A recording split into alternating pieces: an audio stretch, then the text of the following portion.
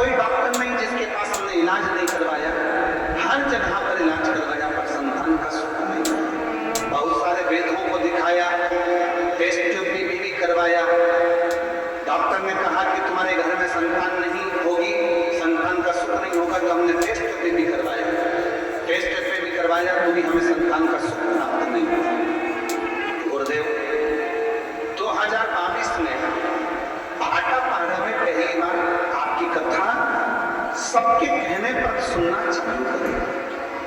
2022 में जब हम भाटापारा में कथा सुनने के लिए गए, आप कहते हो पंडाल में बैठकर कथा सुनने का फल बहुत मिलता है, जो मांगो मेरा बाबा वो देता है। हमने भाटापारा की पंडाल में बैठकर एक दिन की मात्र कथा सुनी और कथा सुनकर हमने वहीं से पशुपति व्रत करना प्रारंभ करा। रोज मंदिर जाते, मंदिर में जाकर जल चढ़ाते, मंदिर में झाड़ू लगाते, पोछा लगाते। सब लोग हम पर हंस कर जाते, क्या तुम मंदिर में नौकरी करते हो, क्या तुम्हें तनख्वाह मिलती है? हम बाबा की नौकरी करते हैं।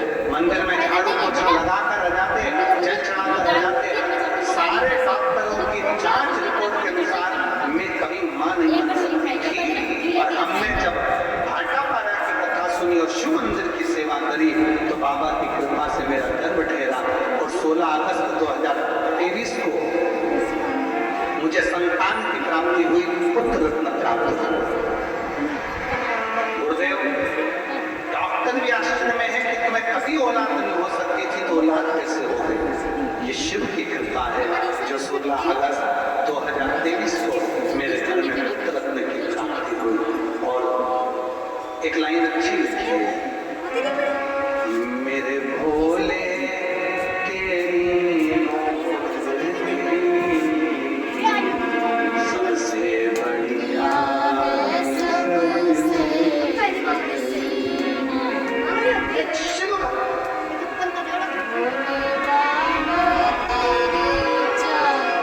मूर्ति में केवल एक देवता होते हैं, शिवलिंग में 33 कोटि देवता होते हैं। शिवलिंग पर चढ़ा जल, शिवलिंग पर चढ़ी बेलपत्र, शिवलिंग पे चढ़े हुए जल का मात्र अगर हमारे ऊपर एक जल की बूंद भी हमारे मस्तक पर चढ़ जाए, हमारे घर पर छिट जाए, हमारी दुकान पर पड़ जाए तो हमारा जीवन सार्थक हो जाता है। मात्र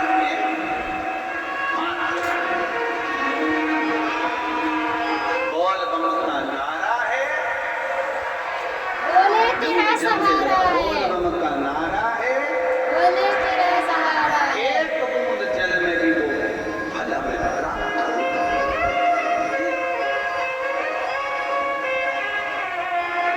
करो उसे।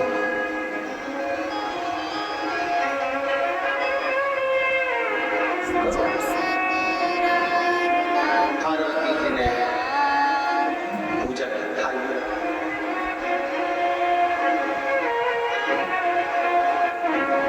पूजा की थाली माता पार्वती, कहाँ से लाऊं गंगा, कहाँ से लाऊं गंगा, कहाँ से लाऊं सरयू, आपार पड़ी रे, भोले तेरी सेवा हमसे न होती रे, भोले तेरी सेवा हमसे न होती रे। कैसे करूं उसे?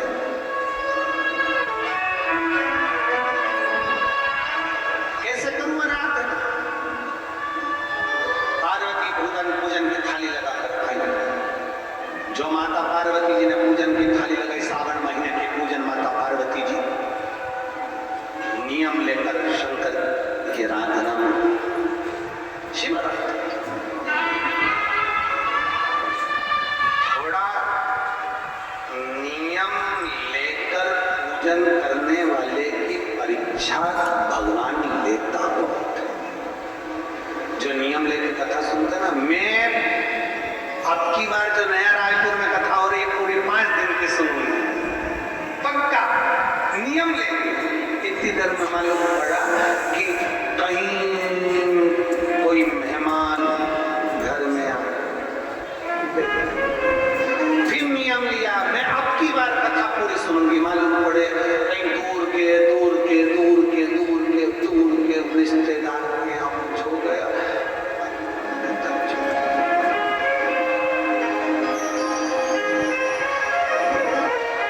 फिर निवेदन है, जब कथा में पहुंच जाओ ना, कथा में जब पहुंच जाओ, पहुंचने के बाद पहले से अपने मोबाइल में मत डालो कि मैं नया रायपुर कथा सुनने जा रही, बाय बाय। पहले से अपने स्टेटस मत लगाओ कि मैं कथा सुनने जा रही। जाते जाते भी रास्ते से वापस लौटना पड़ सकता है, इसलिए जब कथा में पहुंच जाओ तब सेल्फी लो कि हो सकता है कि हमने कथा में पहुंच गए। हमारे कुछ कर्म हमको कथा में जाने से रोक सकते हैं, हमारे कुछ कर्म हमें भगवान के नजदीक जाने से रोक सकते हैं, हमारे कुछ कर्म परमात्मा के नजदीक पहुंचने से रोक सकते हैं, हमारे कुछ कर्म भगवान के नजदीक जाने से रोक सकते हैं। पहुंच जाओ तब आ जाइए। कुछ कर्म ऐसे जो हमारे रोक हमारे नजदीक आने पर हमें रोकेंगे, हमें परमात्मा के नजदीक जाने पर रोकेंगे, हमें प्रभु के करीब में जाने पर रोकेंगे।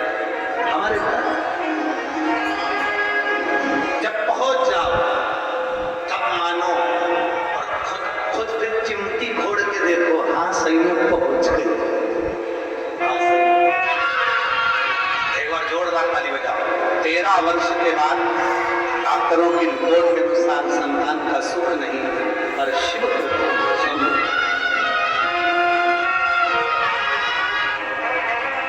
शिव तत्व को पाने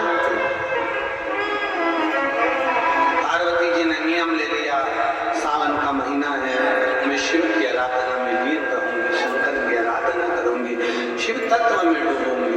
आराधना में लगी थी, पूजन की थाली तैयार करके बैठ गई थी, तभी उसी समय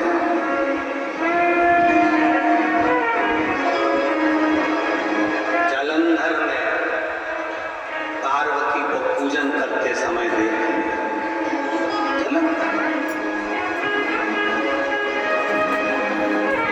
असुर है, राक्षस प्रवृत्ति का है, और जलंधर ने देखा कि पार्वती जी पूजन कर रही है।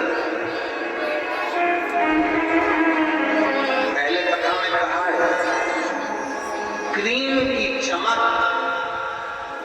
कुछ दिन की होती है और अच्छे कदम की चमक मरते दम तक रहती है।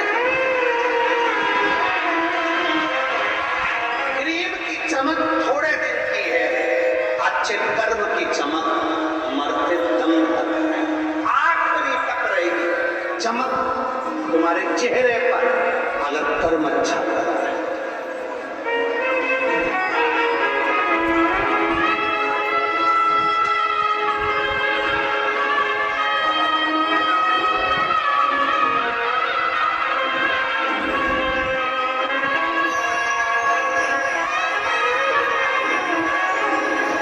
निवेदन मत पूरे करम कर वरना बच जाएगा,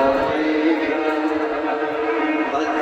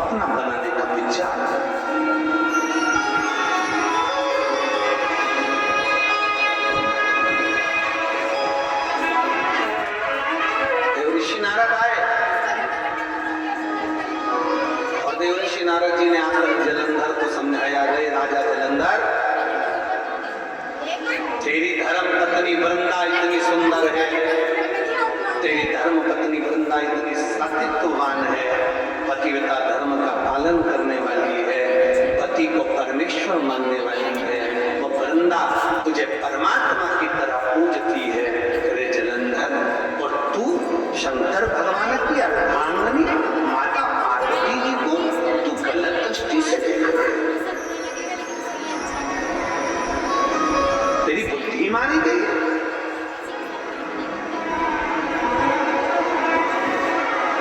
तेरी चित्त वृत्ति ठीक नहीं है।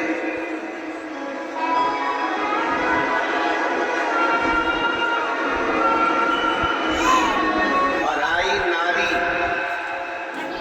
और पराया धन आज नहीं तो कल व्यक्ति को बर्बाद कर मारता है। पराई नारी और पराया धन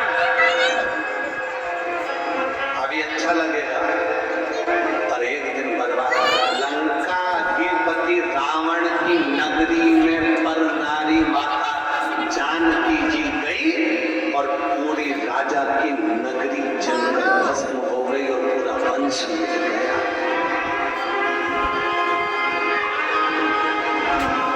वंश पर नारी और पराया धन, पराई नारी और पराया धन एक ना एक दिन बर्बाद कर मानता है, पूरा वंश मिटा देता है, पूरा वंश। तुम्हारे बच्चे, तुम इतने बड़े ऑफिसर हो, तुम्हारे इतने बड़े पद है, तुम्हारी इतनी बड़ी प्रतिष्ठा है, तुम्हारे नीचे 10 लोग सलूट ठोकते हैं, तुम्हें 50 लोग सलामी ठोकते हैं, तुम्हें 50 लोग आदर सत्कार करते हैं, और तुम्हारी औलाद, तुम्हारे बेटा बेटी तुम्हारी आवाज से ऊंचा बोल रहे हैं, समझ लेना कि कोई धन तुम्हारे घर में गलत आ गया, जिसका भाग आज मुझे भोगना पड़ रहा है। और तो हे गाइस, आप लोगों ने आज की कथा सुन ली होगी और कैसी लगी आप लोगों को कथा सुन के ज़रूर बताइएगा। और कथा ऐसी चीज़ है कि सॉरी मैं अपना स्टैंड सही कर लेती हूँ। आप लोग ये कथा पहले तो बात तो पूरी सुनिएगा। दूसरी चीज़, अगर आप लोग ये हम डेली सुनते हैं और हमारे साथ कुछ ऐसा चमत्कार हुआ है तो मैंने वो इंस्टाग्राम पे बताया था, तो आप लोग देखिएगा। और दूसरी चीज़, अगर आप लोग मेरे कहने से मेरे यूट्यूब के माध्यम से हम थोड़ी आज की वीडियो आप लोगों ने इतनी देखी, कल भी मैं 12 मिनट की डालूंगी, फिर डेली का ये आज की कथा 10 मार्च की कथा है 2026 की।